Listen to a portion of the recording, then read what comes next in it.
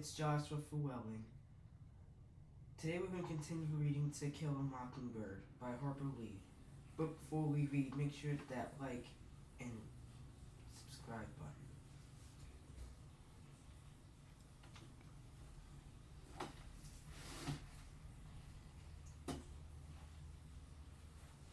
Jesus Christ, never went around grumbling and complaining. You know, it did her good to hear it. Excuse me, ladies. Alexandra, could you come to the kitchen for a minute? I want to borrow Calprina for a while. Tom's dead. They shot him. He was running. It was during their exercise period. They said he just broke into a blind, raving charge at the fence. We had such a good chance. Someone I thought, but couldn't. I'm sure say that we had more than a good chance. Because Tom was tired of white men's chances and preferred to take his own. Cal, I want you to come out with me and help me tell Helen. Yes, sir. Maycomb was interested by the news of Tom's death for perhaps 2 days. 2 days was enough for the information to spread through the country. Did you hear about? No. Well, they say he was running fit to beat lightning. To Maycomb, Tom's death was typical. Typical of a... No, I'm not saying that. To cut and run. Typical of a, again, coward person mentality, to have no plan, no thought for the future, just run blind the first chance he saw. But there was also an editorial in the Maycomb Tribune. Mr. B.B.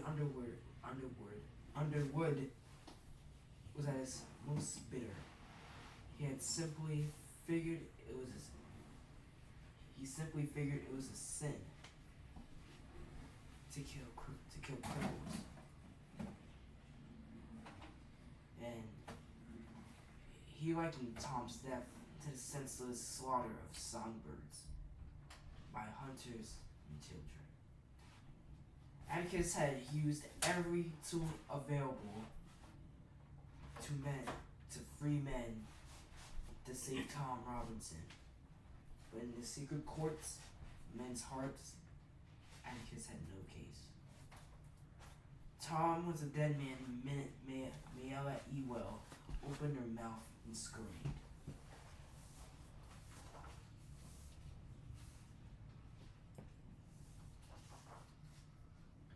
Things did settle down, after a fashion, as Atticus said they would. Mr. Bob Ewell acquired and lost the job in a matter of days, and probably made himself unique in the annals of the 1930s. It's the only man I ever heard of who was fired from the WPA for laziness. He accused Atticus of getting this job and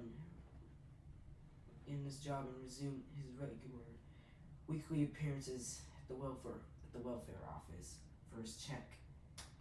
Mr. Ewell was soon as forgotten as Tom Robinson. Tom Robinson was as forgotten as Boo Radley. Radley Place had ceased to terrify me, but no less gloomy, no less chilly under its great oaks, and no less uninviting. But nobody bothers them tonight. Scary place though, ain't it? Who doesn't mean anybody any harm, but I'm right. I'm glad you're along. You know Atticus. Won't let you go to the schoolhouse by yourself. Ain't you scared of him? What was that old thing? Angel Bright life and death.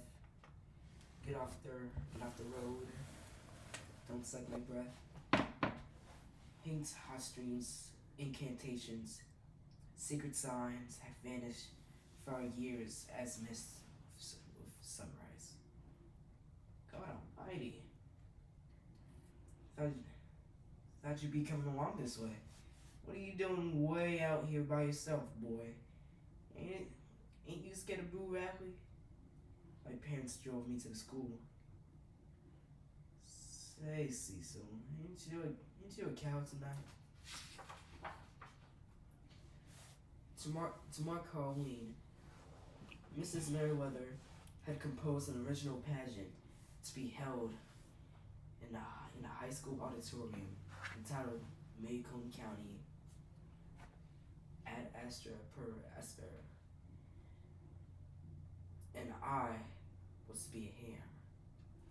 She thought it would be adorable if some children were costumed to represent the county's agricultural products. Cecil Jacobs would be dressed up to look like a cow. Agnes Boone would make a lovely butterbean. Another child would be a peanut. And on down the line until Mrs. Merriweather's imagination and the supply of children were exhausted. Mrs. Crenshaw, the local seamstress, did a fine job. Jem and I looked exactly like a ham, with legs. There were several discomforts, though. It was hot, it was a close fit. If my nose itched, I couldn't scratch it. And once inside, I could not get out of it alone. You alright in there, Scout? You sound so far off. Like it was on the other side of the hill. You don't sound any here. Macomb County. I'm not saying that again. That means from the mud to the stars. The bass drum went boom every sentence Mrs. Merriweather uttered. She chanted mournfully about our county being older than the state, and gave a 30-minute description of Colonel Macomb's exploits. They said later that she was putting her all into the grand finale. She had crooned "Pork" with confidence, and born of pine trees and butter beans entering on cue.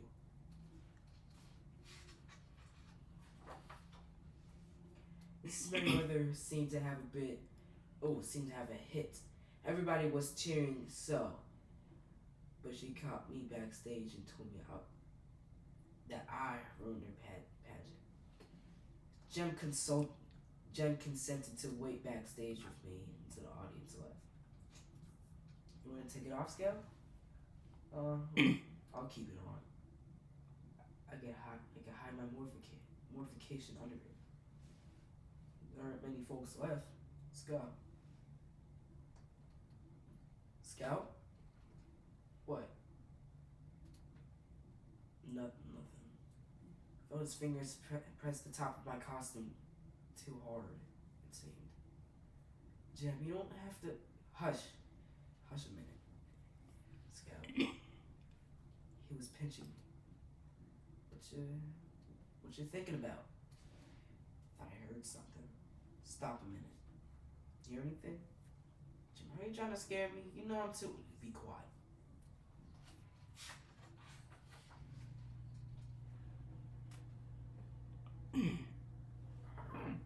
Heard old dog just then.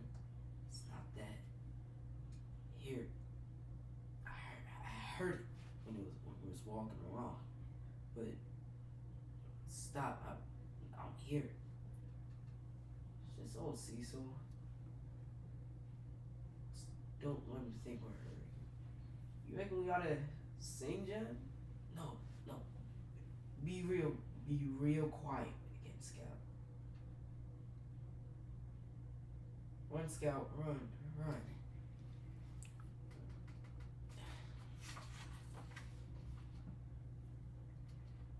One mind works very slowly at times. I stood there dumbly. Call Dr. Reynolds. Where's Scout? Is Jim dead? From far from it. He's got a bump on the head like yours and a broken arm. Somebody tried to wring his arm off. Now look at me. He's not dead? No. He as good as nil. Boys his age bounce. Oh, Mr. Finch. I'll tell you what I found. Found those girl's dress. It's out there in my car. Is your dress, Scout? Yes, sir. It's a pink one of smart. It's a pink one of smart. Found some funny pieces of muddy-colored cloth. That's my costume. Mr. Tate. And what is it? Bob Ewell's lying on the ground under that tree down yonder with a kitchen knife stuck up under his ribs. He's dead, Mr. Finch. You sure? He's dead, alright. It's good day. He won't hurt these children again. Mean that. Scout, see if you can tell us what happened while it's still fresh in your mind. You think you can? Started home. Jeb said, hush a minute. I thought he was thinking. He always wants to hush so he can think. Then he said he heard something. We thought it was Cecil. He scared us once tonight. We thought it was him again. I was shut up in my costume. I could hear it. Myself. Then footsteps. They walked when we walked, stopped when we stopped. Old down skunk with enough wicker and make him brave enough to kill children. Can't conceive a man who, Mr. Finch, there's just some kind of men you have to shoot before you can say hi to them. I thought he got it all out of him the day he threatened me. If he hadn't, I thought he'd come after me. You think he'd met you in the face, met you to your face in daylight? Jim Howard, and you better get on, Scout. You heard him. You heard him behind you. Yes, sir. And then Jim yells to run. Mr. Ewell yanked him down, and I reckon we tussled some more, and then there's this funny noise. Jim Howard and I didn't hear him say, I didn't hear it anymore. Next thing, Mr. Ewell was trying to squeeze me to death, I reckon. And somebody yanked Mr. Ewell down. Jim must have gone up, but I guess, but that's all I know. And then someone was staggering around, panting, coughing, fit to die. Thought Atticus had come to help us and had got wore out. Who was it? Why, there he is, Mr. Tate. He can tell you his name.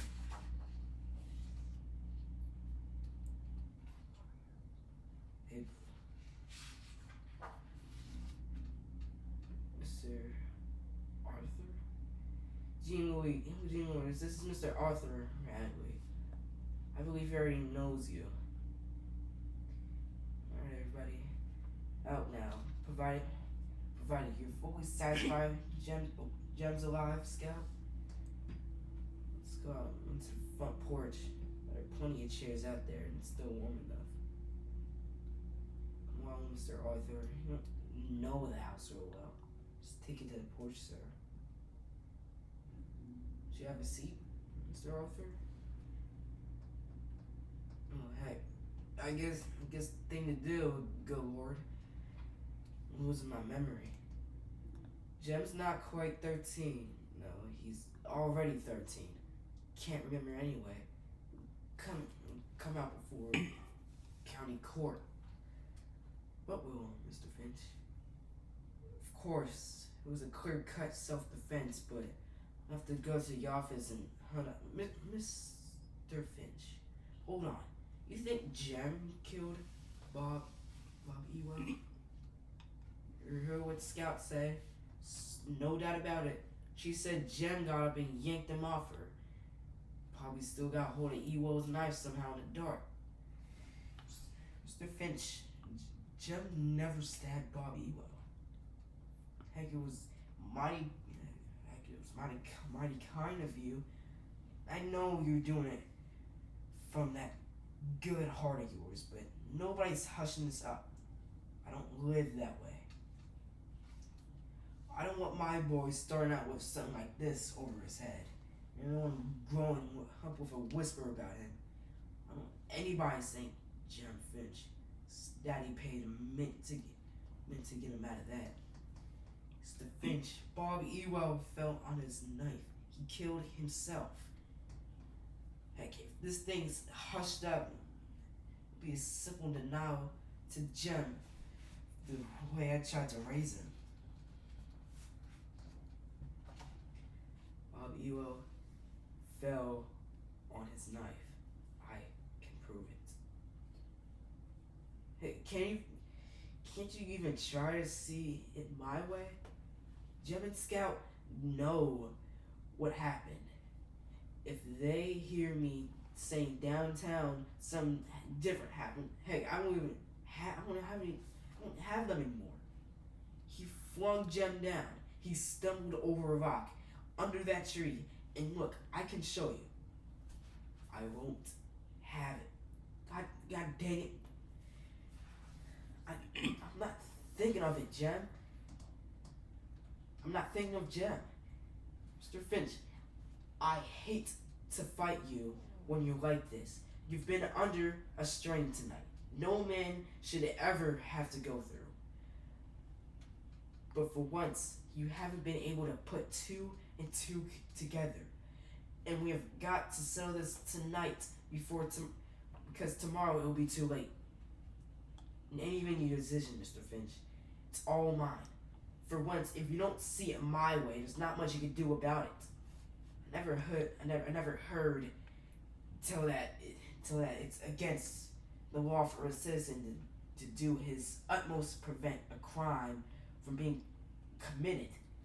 Maybe you'll say it's my duty to tell the town all about it and not hush up. Like, you know what? You know what happened? You know what happened then? All the ladies in Maycomb, including my wife, to be knocking down his door, bringing Angel food cakes. To my way of thinking, Mr. Finch, taking one man who's down, who's done you and this town a great service, and dragging him with his shy ways into the limelight. To me, that's a sin. And if it was any other man, it'd be different. But not this man, Mr. Finch. I may not be much, Mr. Finch, but I'm still Sheriff of Maycomb County. And Bob Ewell fell on his knife. Good night, sir. Scout, the Ewell fell on his knife. Can you possibly understand? Yes, sir, I understand. Mr. Tate was right.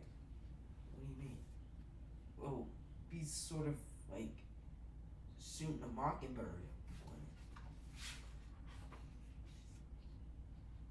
Thank you for my children, Arthur.